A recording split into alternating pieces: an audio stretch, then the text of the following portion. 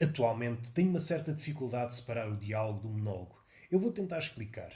Não é que as duas coisas não sejam diferentes. O que sucedeu é que, presentemente, o monólogo se faz passar por diálogo. Eu vou tentar ainda ser mais claro. À primeira vista parece um diálogo, mas o que está a suceder realmente são dois monólogos. E aqui podia dar vários exemplos. Tanto é válido uma conversa corriqueira entre duas pessoas que se cruzam, mais ou menos se conhecem, como é válido, por exemplo, para uma conversa num podcast.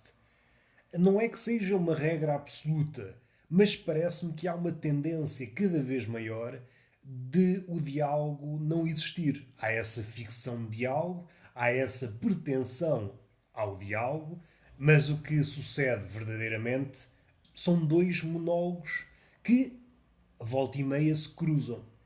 Então, em podcast é curioso verificar isso. E o diálogo, qual é a essência dele? É alguém falar, a outra pessoa ouvir, e volta e meia, e ocasionalmente se trocar. E aquilo que a pessoa A diz vai influenciar o rumo daquilo que a pessoa B vai dizer.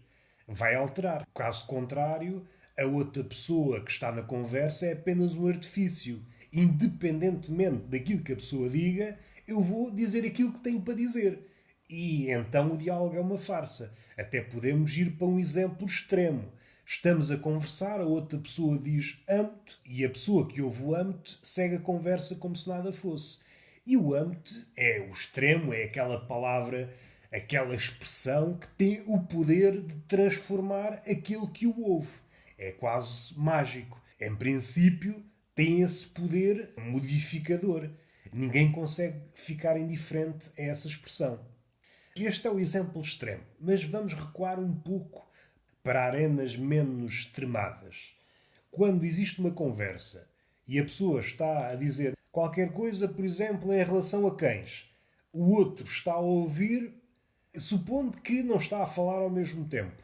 A pessoa acaba de falar sobre cães e a outra pessoa começa a falar sobre ondas.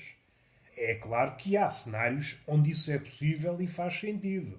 O que eu quero dizer, perdoem-me se estou a ser confuso, é que a conversa, as deixas que a pessoa falou sobre o cão, é como se não existissem. Há uma necessidade de haver ali uma aproximação, mas a conversa não existe. E isto deixa-me a pensar: será que realmente o diálogo existe ou é apenas uma farsa? O que existe habitualmente, e cada vez mais, são esses dois monólogos. Esses dois monólogos, duas pessoas a falar, o outro está lá como artifício, parece a farsa intitulada de conversa, mas o diálogo verdadeiramente não acontece. Em podcasts é fácil ver, porque enquanto observador tem esta distância que me permite verificar isso. E até me põe em xeque, começo a pensar, será que em situações idênticas não me comporto da mesma forma? Bem feitas as contas, a ideia que me dá é que numa conversa, seja num podcast, seja na vida real, é uma necessidade de o outro falar de si até à náusea. E isso não é bem um diálogo. Aquela pessoa não quer uma conversa, não quer alguém para dialogar. O que ele quer é um público para expor o seu narcisismo.